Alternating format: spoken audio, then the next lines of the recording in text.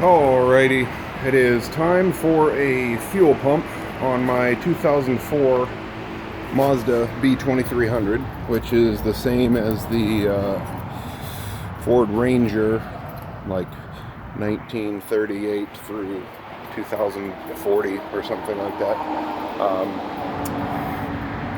Anyway, it's the one with the rounded body style without the rain gutters. Alright, so here's what I did. Getting the bed off was fairly easy. I've got a hoist, and getting these guys off requires pressing the colored portion of the tab in using a screwdriver or something, and then pulling up. So that's how those guys come off. Take a picture before you remove them so that you get them back in the right order, just in case there's a couple of them that you might be able to fit in other places. But here's the problem I ran into.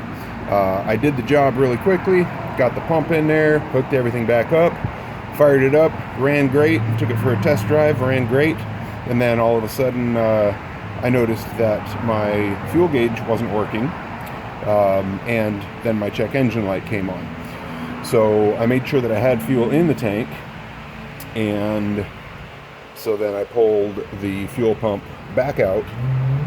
And what I discovered upon pulling it out was that this, oops, sorry about that, this little float doobie is on there very delicately.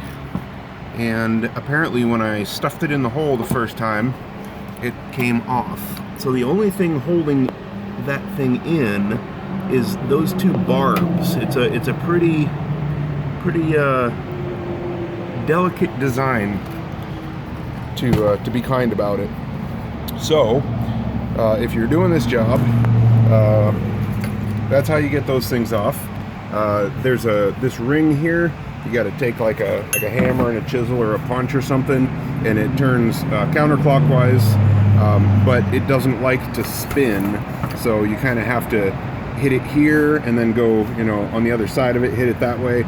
Otherwise it'll just kind of cock and get all bound up. So you got to smack it, and then do the same thing when you go to put it back on. Obviously make sure that, when you take your old pump out, there's going to be a bunch of sand and crap and dirt and goat poop up here. So make sure you take a hose, pressure wash, whatever, all that stuff off of there before you even take this thing off. And then when you're stuffing it down in the hole, just be very careful that that guy doesn't fall off, or you get to do this job all over again. Other than that, the job was really straightforward. I don't have a lift, so taking the bed off was pretty easy. 2 bolts up here, 2 there, 2-way in the back. Takes the tail lights off. I used a hoist, but it would be a very easy job with 2 people. One at either fender, just lift it right off. There's some electrical wire also from the tail lights that's hooked to the underside of the near where the tailgate is. You can just pull those things down. By this time they're kind of dry and rotted, so it doesn't put up too much of a fight. Anyhow, there you go. I hope that helps some of you out. Good luck.